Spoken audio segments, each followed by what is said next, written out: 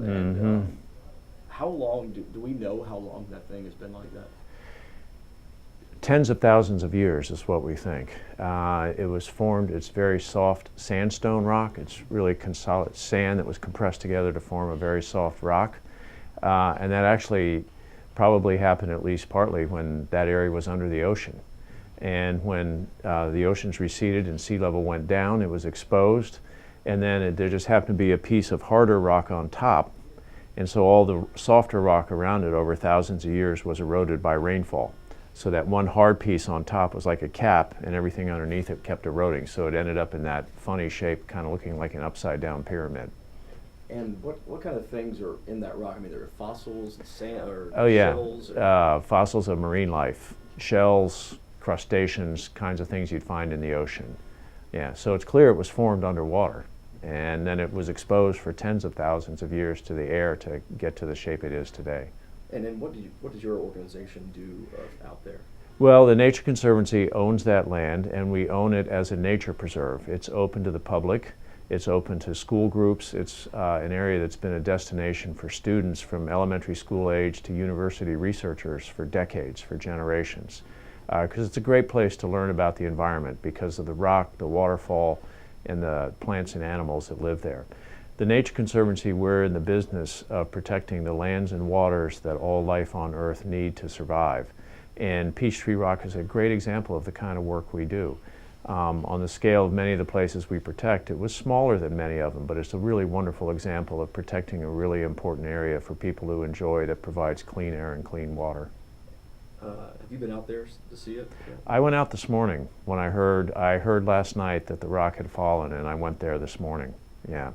It was a sad thing to see, very sad. I've enjoyed Peachtree Rock personally. I've taken my children out there. They're grown, but when they were younger, I took them out there many times, and I think they really got an appreciation for South Carolina's environment.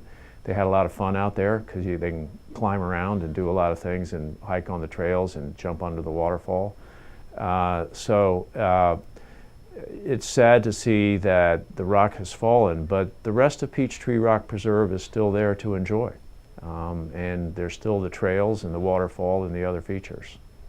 Does it look like nature or man that brought it down? I think it was some of both. I think we had been concerned about the rock for a number of years, and there has been some vandalism where people have been cutting away at the base where it's supported. We think people even may have been used some sort of big saw or a chain or something to begin to, the sandstone is very soft.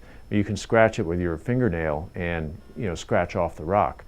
And so people had been doing some vandalism, which is very sad and unfortunate.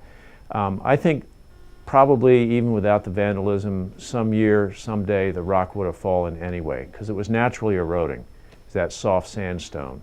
But it might have been hundreds of years from now had it not been for the vandalism that took place.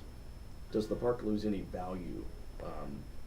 To us, no, it does not. I mean, it's an interesting feature. Unfortunately, it's changed and doesn't look the same. It's not as unique and sort of memorable the way it was. But it doesn't lose any value. We own that place for all the natural features, the plants, the animals, the native forests, the clean water that it provides with that stream. And so to us, it's still just as valuable a place as it's always been, and we'll continue to protect it. And I want to say that we'll continue to have Peachtree Rock Preserve be open to the public.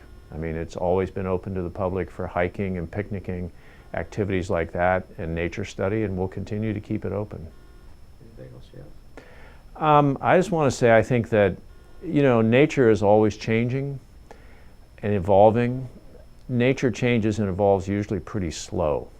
And so I think someday the rock would have fallen down anyway.